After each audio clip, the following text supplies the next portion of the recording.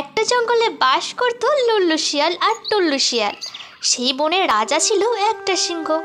ওই বনে অনেক পশু পাখি থাকতো, কিন্তু রাজার সিংহমশাই একটা নিয়ম বেঁধে রেখেছিল, কোনো গর্ভবতী পশু বা পাখিকে কেউ যদি আহার করে তাহলে তাকে চরম শাস্তি পেতে হবে।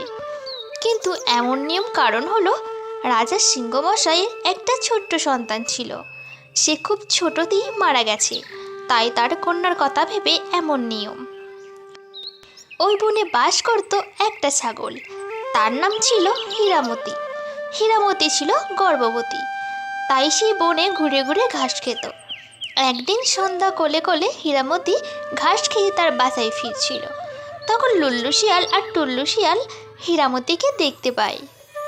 লুল্লু, ওই দেখ একটা নাদুস নুদুস ছাগল, ছাগলটাকে খেলে খুব মজা হবে। কি যে বলিস টুল্লু, দেখে তো মনে হচ্ছে ছাগলটা গর্ভবতী, ওকে খেলে তো মহারাজ আমাদেরই খেয়ে ফেলবে। এর কিছুদিন কেটে যাবার পরে একদিন হীরামতি জঙ্গলে ঘাস খেতে থাকে। হঠাৎ সে বুঝতে পারে সে বাচ্চা প্রসব করবে, তাই সে একটা গুহার ভিতরে চলে যায়।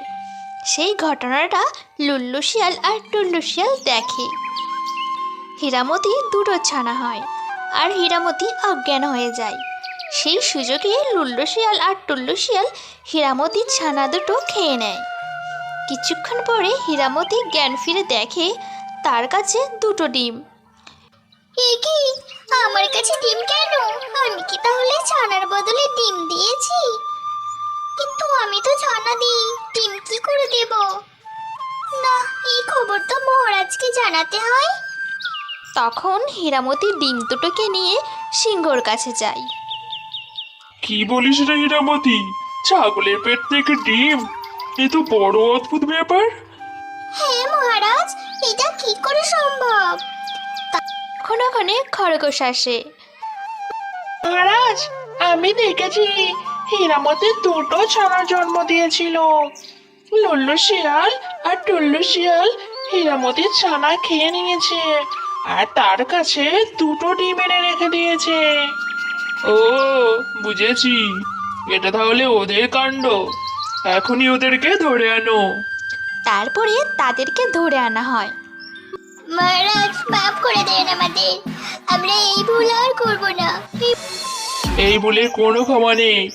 আজকে থেকে 12 বছর তোমরা কারাগারে বন্দি থাকবে। এরপর লুল্লু শিয়াল আর টুল্লু শিয়াল কারাগারে বন্দি হয় আর হীরামতি মনের দুঃখে আবার জঙ্গলের দিকে চলে যায়।